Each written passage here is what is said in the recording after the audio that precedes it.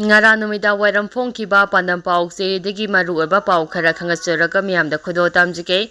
CM loisingadabani hairubagi faraba sing Congress and taramna okhre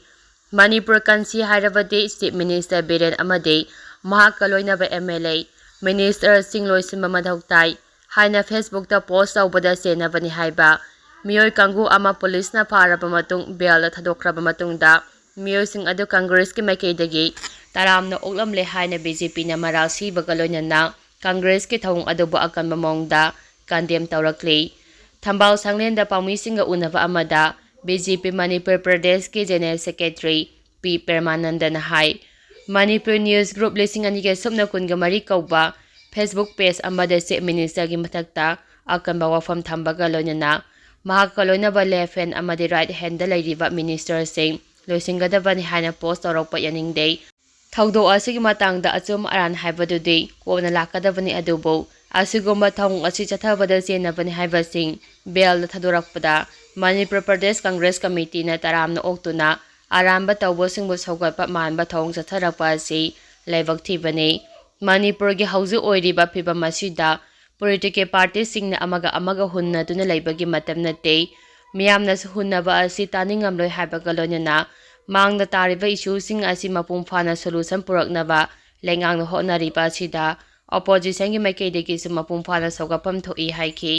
makha tarapa pauda Chief Secretary silakpa yana leirei India lenga ki Secretariat of the Appointment Committee of the Cabinet Ministry of Personnel Public Grievance and Pension Department of Personnel na ngarang thokiba order amada Manipur gi Chief Secretary Benny Joseph Ministry of Education gi makhada Department of Higher Education gi Secretary gi thaupunana bakhalakhrei maram asina Manipur gi anawba Chief Secretary ama lakpa yabagi phibamda leirei adumapu Manipur gi Chief Secretary kanana oigadage haibadi haujimaki oina chapchana khangba ngamdrei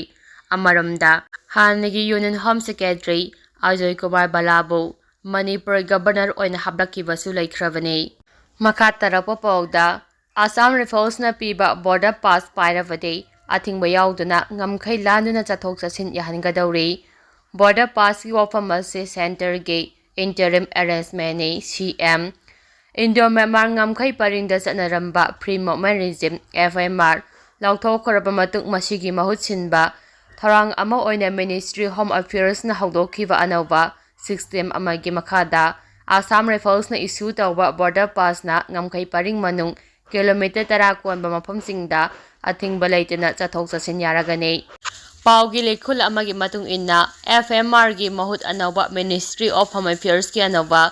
tharang oina hairiba border pass asi pairabade India amasung Myanmar leba ani asigi miyoi singna ngamkhai wangbada laikhraba mari mata singa unaba cultural exchange ki program sing lamkoiba lalo etik tawba amade ana layengi thabak sing regulation amagi matung inna kilometer 10 na konba mafamgi manungda sachok chasen tawba yaragani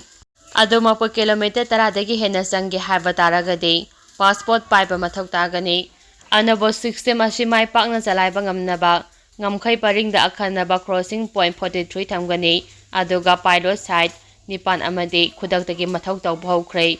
chathok chachin tawriba sing police amade health official sing na yengsingani loinana anabo system asigi matangda Ministry of Home Affairs ki Deputy Secretary na Manipur gi Chief Secretary da aiba jerol ama tharaktuna ngarang khangalakhre haidei amaramda pangai dengasi pamisinga unaba amada Ministry of Home Affairs ka naba thorang adugi matangda Chief Minister nongthoma berena hai interim arrangement ama oina central lengang India amasung Myanmar leba anigi ngamkhai paring dalariba Myanmarese nationalist kilometer 10 konba mafamsingda chathok chachin yaragani chathok chachin asi mafam taruk crossing point tarukta tawgadabani anabo tharang asi lakpaga iroinana border area management gi thabakta masing yamna state machinery sing sujinanaba state government gi makedigi center da hijakhre Home Minister gi tharang asi interim arrangement ama oigani masi final settlement tawba leite haina khalli maramde ata state sing da FMR cancel tawdana demand tawba leiribana center na balance tawna ba honarakani masigi matangda haujimaki oina center ga chapchaba paw phongna ba leitre ꯑꯩꯈꯣꯏꯒꯤ ꯑꯣꯏꯅꯗꯤ ꯃꯤꯔꯩꯕꯥꯛꯇꯒꯤ state ꯑꯁꯤꯗ ꯆꯪꯂꯛꯄ ꯈꯨꯗꯤꯡꯃꯛ international ꯅꯣꯔꯝꯒꯤ ꯃꯈꯥꯗ ꯄꯤꯕ visa ꯑꯃꯗꯤ passport ꯄꯥꯏꯔꯒ ꯆꯪꯍꯟꯒꯅꯤ꯫ Border ꯂꯥꯟꯗꯨꯅ ꯆꯪꯁꯤꯜꯂꯛꯄ ꯃꯤꯄꯨꯝ ꯈꯨꯗꯤꯡꯃꯛ ꯀꯅꯥ ꯀꯅꯥꯅꯣ ꯍꯥꯏꯕ ꯈꯪꯗꯣꯛꯅꯕ ꯕꯣꯔꯗꯔ ꯑꯦꯔꯤꯌꯥꯗ ꯃꯦꯅꯦꯖꯃꯦꯟꯠꯒꯤ ꯊꯕꯛꯀꯤꯗꯃꯛ ꯃꯁꯤꯡ ꯌꯥꯝꯅ ꯁ꯭ꯇꯦꯠ ꯃꯤꯁꯅꯔꯤꯁꯤꯡ ꯊꯝꯕꯤꯅꯕ ꯁꯦꯟꯇꯔꯗ ꯍꯥꯏꯖꯗꯨꯅ ꯂꯥꯛꯂꯦ ꯍꯥꯏꯅꯁꯨ ꯆꯤꯐ ꯃꯤꯅꯤꯁꯇꯔꯅ ꯐꯣꯡꯗꯣꯛꯈꯤ꯫ ꯃꯈꯥ ꯇꯥꯔꯛꯄ ꯄꯥꯎꯗ ꯕꯣꯔꯗꯔ ꯄꯥꯁꯀꯤ ꯊꯧꯔꯥꯡ ꯈꯨꯗꯛꯇ ꯍꯟꯗꯣꯛꯀꯗꯕꯅꯤ꯫ ꯀꯣꯀꯣꯃꯤ ꯏꯟꯗꯤꯌꯥ ꯑꯃꯁꯨꯡ ꯃ꯭ꯌꯥꯟꯃꯥꯔ ꯑꯅꯤꯒꯤ ꯉꯝꯈꯩ ꯄꯔꯤꯡꯗ ꯂꯩꯔꯤꯕ ꯃ꯭ꯌꯥꯟꯃꯥꯔꯤꯁ ꯃꯆꯥꯁꯤꯡ ꯑꯁꯥꯝ ꯔꯥꯏꯐꯜꯁꯅ ꯄꯤꯕ ꯕꯣꯔꯗꯔ ꯄꯥꯁ ꯑꯃ ꯄꯥꯏꯔꯒ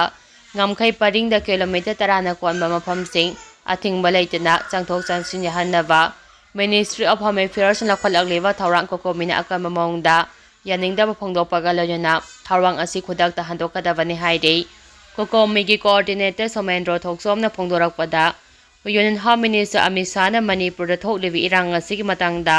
ꯃꯔꯩ ꯑꯅꯤ ꯂꯣꯡꯕ ꯋꯥꯐꯝ ꯀꯌꯥ ꯐꯣꯡꯗꯣꯔꯛꯄꯗꯒꯤ ꯃꯤꯌꯥꯝꯅ ꯄꯦꯟꯗꯕ ꯀꯌꯥ ꯂꯩꯔꯤꯉꯩ ꯆꯩꯔꯛ ꯑꯁꯤꯗ ꯃꯤꯅꯤꯁꯇ꯭ꯔꯤ ꯑꯣꯐ ꯍꯣꯝ ꯑꯦꯐꯤꯌꯔꯁꯅ FMRꯒꯤ ꯃꯍꯨꯠ ꯑꯣꯏꯅ ꯑꯅꯧꯕ ꯊꯧꯔꯥꯡ ꯑꯃ ꯂꯧꯈꯠꯂꯛꯇꯨꯅ ꯑꯁꯥꯝ ꯔꯥꯏꯐꯜꯁꯅ ꯏꯁꯨ ꯇꯧꯕ ꯕꯣꯔꯗꯔ ꯄꯥꯁ ꯄꯥꯏꯔꯒ ꯃ꯭ꯌꯥꯟꯃꯥꯔꯤꯁ ꯃꯆꯥꯁꯤꯡ ꯀꯤꯂꯣꯃꯤꯇꯔ 10 ꯐꯥꯎꯕꯒꯤ ꯃꯅꯨꯡꯗ ꯉꯝꯈꯩꯗ ꯑꯊꯤꯡꯕ ꯌꯥꯎꯗꯅ ꯆꯪꯊꯣꯛ ꯆꯪꯁꯤꯟ ꯌꯥꯍꯟꯒꯅꯤ ꯍꯥꯏꯕꯁꯤ ꯃꯅꯤꯄꯨꯔ ꯃꯤꯌꯥꯝꯗ ꯑꯅꯧꯕ ꯏꯔꯥꯡ ꯑꯃ ꯂꯥꯛꯅꯕ ꯕꯥꯔꯇꯣꯟ ꯇꯧꯕ ꯑꯣꯏꯅ ꯊꯣꯛꯀꯅꯤ꯫ ꯃꯃꯥꯡ ꯆꯍꯤ 2022ꯒꯤ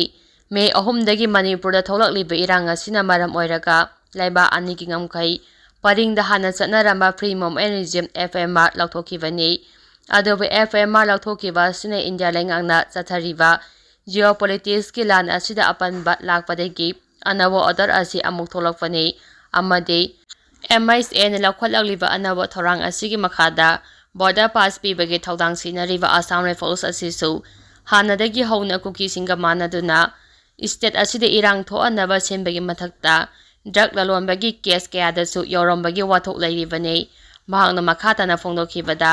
ꯑꯁꯥꯝ ꯔꯥꯏꯐꯜꯁꯀꯤ ꯀꯦꯝꯞꯁꯤꯡꯒꯤ ꯃꯅꯥꯛꯇ ꯀꯨꯀꯤꯁꯤꯡꯅ ꯄꯣꯡꯅ ꯄꯣꯄꯤ ꯊꯥꯕꯒꯤ ꯈꯨꯗꯝ ꯆꯥꯡꯗꯝ ꯀꯌꯥ ꯂꯩꯔꯤꯕꯅꯤ꯫ ꯑꯁꯤꯒꯨꯝꯕ ꯃꯅꯤꯄꯨꯔ ꯃꯤꯌꯥꯝꯅ ꯊꯥꯖꯕ ꯁꯨꯡꯂꯩ ꯂꯩꯇ꯭ꯔꯕ ꯁꯦꯀ꯭ꯌꯨꯔꯤꯇꯤ ꯑꯦꯖꯦꯟꯁꯤ ꯑꯃꯗꯒꯤ ꯃ꯭ꯌꯥꯟꯃꯥꯔ ꯃꯆꯥꯁꯤꯡꯅ ꯄꯥꯁ ꯂꯧꯔꯒ ꯃꯅꯤꯄꯨꯔꯗ ꯆꯪꯕ ꯌꯥꯕꯒꯤ ꯑꯌꯥꯕ MHAꯒꯤ ꯑꯅꯧꯕ ꯊꯧꯔꯥꯡ ꯑꯁꯤ ꯈꯨꯗꯛꯇ ꯍꯟꯗꯣꯛꯀꯗꯕꯅꯤ꯫ ꯀꯔꯤꯒꯨꯝꯕ ꯍꯟꯗꯣꯛꯇꯕ ꯇꯥꯔꯕꯗꯤ ꯀꯣꯀꯣꯃꯤꯅ ꯑꯀꯟꯕ ꯈꯣꯡꯖꯪ ꯆꯪꯁꯤꯟꯒꯅꯤ ꯍꯥꯏꯅꯁꯨ ꯐꯣꯡꯗꯣꯔꯛꯂꯤ꯫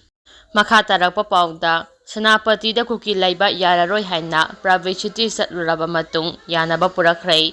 ꯁꯦꯅꯥꯄꯇꯤ ꯗꯤꯁꯇ꯭ꯔꯤꯛ ꯁ꯭ꯇꯨꯗꯦꯟꯠ ꯑꯦꯁꯣꯁꯤꯌꯦꯁꯟꯒꯤ ꯄ꯭ꯔꯁꯤꯗꯦꯟꯠ, ꯚꯥꯏꯁ ꯄ꯭ꯔꯁꯤꯗꯦꯟꯠ ꯑꯃꯁꯨꯡ ꯁꯦꯀ꯭ꯔꯦꯇꯔꯤ ꯀꯨꯀꯤ ꯈꯨꯠꯂꯥꯏ ꯄꯥꯏꯕꯁꯤꯡꯅ ꯒꯦꯜꯖꯥꯡꯅ ꯇꯝꯊꯤꯅ ꯐꯨꯗꯔꯛꯈꯤꯕ ꯊꯧꯗꯣꯛꯀ ꯃꯔꯤ ꯂꯩꯅꯅ ꯁꯦꯅꯥꯄꯇꯤ ꯗꯤꯁꯇ꯭ꯔꯤꯛꯇ ꯂꯩꯔꯤꯕ ꯀꯨꯀꯤꯁꯤꯡ ꯈꯨꯜ ꯊꯥꯗꯣꯛꯇꯨꯅ ꯆꯠꯈꯤꯒꯗꯕꯅꯤ ꯍꯥꯏꯅ ꯄ꯭ꯔꯥꯏꯚꯦꯠ ꯁꯤꯇꯤ ꯆꯠꯂꯕ ꯃꯇꯨꯡ ꯀꯨꯀꯤ CSOꯁꯤꯡꯒ ꯋꯥꯔꯤ ꯁꯥꯅꯔꯕ ꯃꯇꯨꯡꯗ ꯌꯥꯁꯤꯟꯅꯕ ꯄꯨꯔꯛꯈ꯭ꯔꯦ꯫ ꯃꯈꯥ ꯇꯥꯔꯛꯄ ꯄꯥꯎꯗ ꯀꯃꯜꯕꯥꯕꯨ ꯍꯥꯠꯈ꯭ꯔꯦ ꯍꯥꯏꯕꯒꯤ ꯋꯥꯐꯝ ꯑꯆꯨꯝꯕ ꯑꯣꯏꯔꯕꯗꯤ ꯑꯥꯔꯃꯤꯗ ꯀꯔꯝꯅ ꯊꯥꯖꯒꯗꯧꯔꯤꯕꯅꯣ? ꯂꯩꯃꯈꯣꯡ ꯑꯥꯔꯃꯤ ꯀꯦꯝꯞꯗꯒꯤ ꯐꯥꯈꯤꯕ ꯂꯥꯏꯁ꯭ꯔꯝ ꯀꯃꯜꯕꯥꯕꯨ KNFPꯒꯤ ꯀꯃꯥꯟꯗꯔ ꯇꯥꯏꯒꯔ ꯀꯧꯕ ꯃꯤꯑꯣꯏ ꯑꯃꯒꯤ ꯄꯥꯎꯇꯥꯛ ꯃꯈꯥꯗ ꯍꯥꯠꯈ꯭ꯔꯦ ꯍꯥꯏꯔꯤꯕ ꯋꯥꯐꯝ ꯑꯁꯤꯅ ꯑꯆꯨꯝꯕ ꯑꯣꯏꯔꯝꯂꯕꯗꯤ ꯃꯤꯌꯥꯝꯅ ꯏꯟꯗꯤꯌꯟ ꯑꯥꯔꯃꯤꯗ ꯀꯌꯥꯝ ꯀꯨꯏꯅ ꯊꯥꯖꯕ ꯊꯝꯒꯗꯧꯔꯤꯕꯅꯣ ꯍꯥꯏꯅ ꯁꯤꯡꯖꯝ ꯆꯤꯔꯥꯡ ꯃꯩꯔꯥ ꯄꯥꯏꯕꯤꯒꯤ ꯁꯦꯀ꯭ꯔꯦꯇꯔꯤ ꯍꯥꯏꯈ꯭ꯌꯥꯝ ꯑꯕꯔꯕꯇꯤꯅ ꯐꯣꯡꯗꯣꯔꯛꯂꯤ꯫ ꯈꯨꯜ ꯉꯥꯛꯄꯁꯤꯡ ꯐꯥꯕ ꯌꯥꯅꯤꯡꯗꯦ, ꯐꯥꯖꯤꯟꯈꯤꯕ 3 ꯀꯟꯗꯤꯁꯟ ꯑꯃꯠꯇ ꯌꯥꯎꯗꯅ ꯊꯥꯗꯣꯛꯀꯗꯕꯅꯤ ꯍꯥꯏꯕ ꯗꯤꯃꯥꯟꯗ ꯉꯁꯤ ꯁꯤꯡꯖꯝ ꯆꯤꯔꯥꯡꯗ ꯆꯠꯊꯈꯤꯕ ꯈꯣꯡꯖꯪꯒ ꯃꯔꯤ ꯂꯩꯅꯅ